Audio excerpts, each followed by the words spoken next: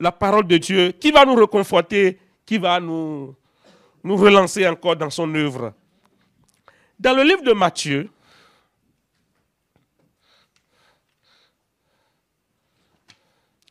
Matthieu 7,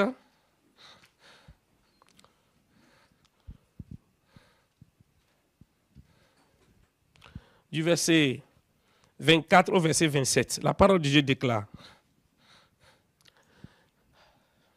c'est pourquoi quiconque entend ces paroles que je dis et les met en pratique sera semblable à un homme prudent qui a bâti sa maison sur le roc. La pluie est tombée, les torrents sont venus, les vents ont soufflé et se sont jetés contre cette maison. Elle n'est point tombée parce qu'elle était fondée sur le roc. Mais quiconque entend ces paroles que je dis et ne les met pas en pratique sera semblable à un homme insensé qui a bâti sa maison sur le sable. La pluie est tombée, les torrents sont venus, les vents ont soufflé et ont battu cette maison. Elle est tombée et sa ruine a été grande. Que le Seigneur bénisse sa parole ce soir dans les cœurs. Alors ce soir, je voudrais nous amener à être enracinés en Christ. Lorsqu'il y a une pluie, souvent quand vous vous promenez dans les fermes, vous allez voir une pluie précédée d'un grand vent violent. Vous allez voir certains arbres tomber par terre. Et quand vous approchez de ces arbres, vous allez voir les racines qui sont sorties et qui sont à l'air libre. Au même moment, vous verrez également d'autres arbres qui tiennent debout, qui ont résisté à l'orage, au vent violent, qui ont résisté à ça. Mais pourquoi cela? C'est parce que ces arbres ont leurs racines enfoncées correctement dans le sol. Et quand ces arbres sont vraiment enracinés, n'importe quel vent qui vient pour souffler, ça peut secouer l'arbre n'importe comment, ça peut secouer ses branches, mais au finish, l'arbre tient toujours debout.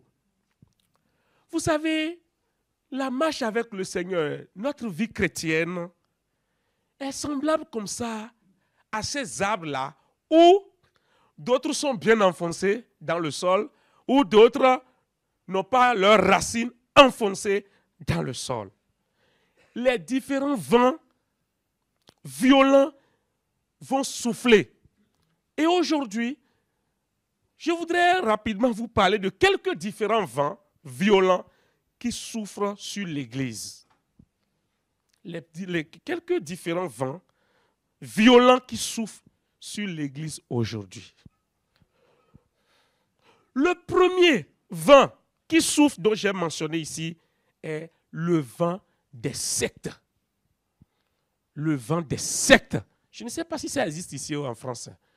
Mais il y a souvent une secte où on se regroupe, une communauté se regroupe, quelques-uns. Secte, c'est ça, non? Voilà, parce que ma prononciation est un peu différente de la vôtre, c'est ça, non? Voilà, moi, chez moi, c'est la chaleur, ici, c'est la fraîcheur. Donc, la manière d'articuler les mots est différente. Donc, je parle d'une secte. C'est bon? Merci.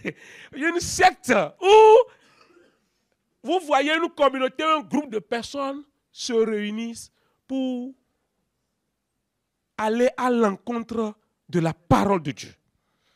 Ils prêchent des messages qui ne sont pas dans la parole de Dieu. Et leur but, au lieu d'aller évangéliser les âmes perdues, leur stratégie ou leur but, c'est d'évangéliser ceux qui sont déjà dans le Seigneur. Et ce phénomène, de jour en jour, est en train de grandir. Des fois, des chrétiens qui sont avec vous, avec qui vous êtes, vous pensez qu'ils sont enracinés dans le Seigneur, dans la foi. D'un jour à l'autre, vous les voyez abandonner le Seigneur et se retrouver dans ces différents groupes. Permettez-moi de vous dire que l'ennemi travaille pour nous arracher du royaume des cieux pour l'enfer. Ceux qui ne sont pas des chrétiens ou ceux qui n'ont pas encore confessé Jésus comme sauveur personnel, le diable n'a rien à foutre avec eux. Il sait déjà qu'ils sont dans sa bergerie. Voilà. Mais nous qui avions accepté Jésus comme sauveur personnel et nous avions tourné dos au diable et à ses agents, ils luttent nuit et jour pour nous ramener en arrière. Et par moments, il utilise même les frères, les sœurs qui viennent adorer Dieu avec nous. La Bible nous dit de prendre garde. Amen. La Bible nous dit de prendre garde. Ils n'ont même plus honte aujourd'hui, les sectes là. Vous allez les voir, ils tiennent des réunions même à visage découvert à la télévision, les réseaux sociaux, ainsi de suite, où ils vous parleront à la découverte. Nous voulons aujourd'hui nous entretenir sur un thème intitulé « À la découverte de la lumière ». Mais la lumière là, c'est où? En dehors de Jésus-Christ. Il n'y en a pas. On vous parlera du troisième œil. Mais écoutez, s'il y a un troisième œil, Dieu ne va pas nous donner deux. N'est-ce pas? Dieu nous a donné combien? Deux. Mais on veut nous amener à la recherche de ce qui n'existe pas, où on vous dira, surtout nous qui sommes dans les pays pauvres, on vous dira à la recherche de la richesse. Venez, nous avons un groupe pour lutter contre la pauvreté. Et beaucoup de manigances sont utilisées aujourd'hui par les sectes pour arracher les âmes qui sont sur le chemin du royaume des cieux vers l'enfer.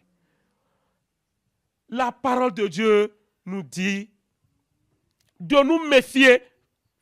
Il dit, prenez garde que personne ne fasse de vous sa proie par la philosophie et par une vaine tromperie, s'appuyant sur la tradition des hommes, sur les rudiments du monde et non sur Christ, selon Colossiens 2, versets 6 à 8. Partout où l'on vous amènerait, et on vous parlera d'un autre homme qu'il faut adorer, d'un gourou qu'il faut adorer, qu'il faut vénérer. Il y a ils ont des images, des photos collées partout. Où on ne vous parlera pas de Jésus-Christ, sachez que ceux-là, ils ne sont pas sur la bonne voie.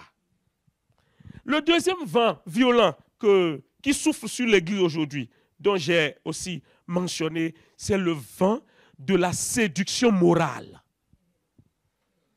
Et vous savez, le monde fait la propagande et la promotion à haute dose de l'immoralité aujourd'hui. Presque tout sur nos médias aujourd'hui est fait à dessein pour attirer plus d'hommes vers l'immoralité. Pour attirer l'homme vers l'abandon des bonnes mœurs. Cela représente un danger potentiel pour le chrétien. Et finalement, avec cette séduction morale, avec les moyens qu'ils utilisent sur les réseaux sociaux, plusieurs sont tombés dans des péchés. Plusieurs sont tombés dans l'homosexualité, la masturbation, et beaucoup de choses, beaucoup de choses. Mais, retenez que nous nous tendons vers les derniers moments où le retour de Christ est proche. Les différents vents qui soufflent. J'ai mentionné aussi comme un autre vent violent qui souffle aujourd'hui sur l'Église de Dieu, les crises sociales et les problèmes de la vie, qui parfois nous conduit certains vers l'abandon de foi, ou d'autres voient que Dieu est injuste. Pourquoi il va permettre à ce que je traverse cette situation? Pourquoi? Et finalement, d'autres abandonnent la foi parce qu'ils voient qu'ils souffrent tellement que Dieu ne peut pas, ne devrait pas leur permettre que cela leur arrive. Alors, Jésus n'a jamais dit que nous n'aurons pas de problème dans la vie chrétienne. Christ n'a jamais dit « Suivez-moi et vous n'aurez plus jamais de problème ». Mais au contraire, il a dit « Vous aurez des tribulations. Vous aurez des problèmes. Mais prenez garde, soyez rassurés, j'ai déjà vaincu le monde. » Et il dira plus tard « Je serai avec vous jusqu'à la fin du monde. » Amen. Gloire à Dieu. Face à ces différents vents violents qui soufflent sur l'Église aujourd'hui, bien-aimés dans le Seigneur, qu'est-ce que je dois faire? Qu'est-ce que tu dois faire? Premièrement, nous devons nous abandonner dans les mains du Seigneur. Quoi qu'il arrive, Seigneur, je ne te laisserai jamais. Nous devons avoir confiance en Dieu, placer notre foi en Christ. Sinon, si nous ne plaçons pas notre foi en Jésus-Christ, quand les vents violents vont souffler, nous serons tombés par terre. Mais Christ ne veut pas que tu tombes par terre ce soir. Ce que nous devons faire, deuxièmement, c'est de nous demeurer dans la parole de Dieu. Connaître la parole de Dieu. Méditer les saintes écritures. David pouvait dire, je sais ta parole dans mon cœur, afin de ne point pécher contre toi. Devant ces vents violents qui souffrent aujourd'hui et qui nous annoncent le retour imminent de Christ, sachez que nous devons nous attacher à la parole de Dieu, l'appliquer au quotidien. Et si nous le faisons, nous serons heureux sur la terre, nous serons heureux dans le royaume des cieux. Retenez que ce soir, l'Église du Seigneur sur la terre est en train de traverser des moments difficiles. Parce que le retour de Christ est proche. Il a parlé, il nous a annoncé les signes annonciateurs. Et ces différents vents violents qui soufflent, nous avons besoin d'être enracinés dans le Seigneur. Que rien, les biens matériels peuvent partir, mais que Jésus ne parte jamais dans de ta vie. L'argent peut partir. Le véhicule que tu roules aujourd'hui, quelqu'un d'autre va le rouler demain. Donc, à quoi sert? À quoi sert à un homme de gagner tout ce monde s'il perdait son âme? Que le Seigneur nous aide à nous enraciner vraiment dans le Seigneur et à être résistants devant les vents qui vont souffler. Soyez bénis ce soir. Merci beaucoup. Voilà.